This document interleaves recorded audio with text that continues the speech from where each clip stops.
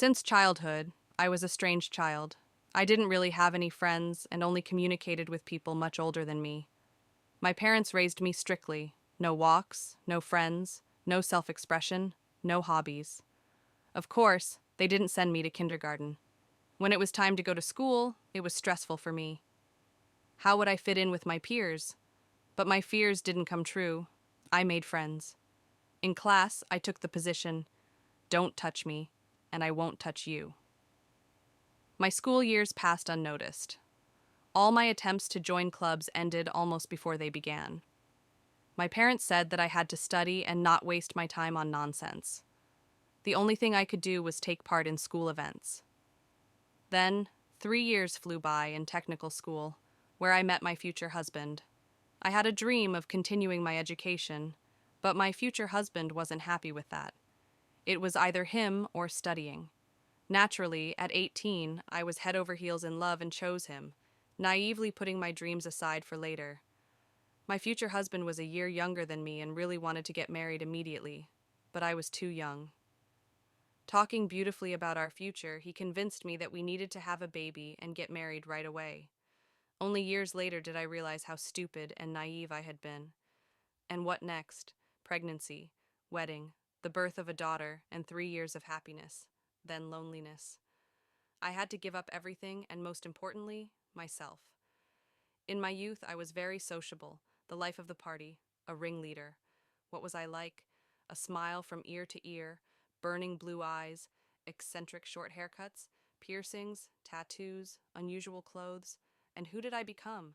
My great love for my husband destroyed me year after year, as a person, as a woman. I had to change my style. No piercings, classic clothes, only red hair, because my husband decided so. No girlfriends, no communication with my family, no job. Constant scandals, threats, accusations, humiliation at home. He stayed out all night, and I was home with the child. He would come back and say that I was a bad housewife, a bad mother, not beautiful, and should weigh no more than 52 kilograms. Oh, I endured. I loved and endured. Then the beatings began. I will never forget the time my husband beat me up because he suspected I had cheated on him. My face was a mess, my nose broken, my whole body bruised.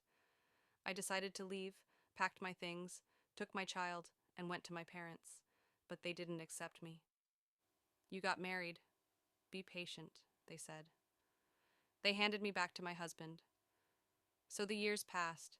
Beatings, forgiveness, beatings, humiliation, forgiveness.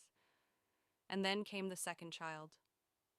When I was pregnant, I found out that my husband was having an affair, and he didn't even try to hide it. I cried and endured. A boy was born. I had dreamed of having a son, my little copy. My husband didn't pick me up from the hospital. When I arrived with my cousin, I heard from the doorway, "Oh, why are you back already?" Inhale, exhale, I'm strong, I can handle it. And then my husband introduced me to his mistress right in front of our children. I was in shock. There she was, a 19-year-old girl, tall, pimply, overweight, not particularly beautiful. My first thought, am I fat and ugly? How could I explain to my husband, "She worships me, but you don't"? I was afraid to leave. I went to my parents several times, but they kept sending me back. I started talking about divorce. And what did my husband do? He left his mistress, begged for forgiveness, and then ran away to the army, leaving me with 2 children, a 7-year-old and a 6-month-old, and a pile of debts. At least his job still paid me some money, and I, foolishly, still loved him so much that I cried when he left. In my head, there was only one thought: how will I live without him? Stupid, right? As a faithful wife, I waited, counted the days, suffered, and I believed that everything was fine, that he loved and missed me. But while he was in the army, my father died right before my eyes. My mother went abroad, and I was left all alone. Only the thought that my beloved would soon return kept me going. But 3 months before his discharge, he told me he wasn't coming back. He had fallen in love with someone else. The pain was unbearable. I howled like a wounded animal, asking, why?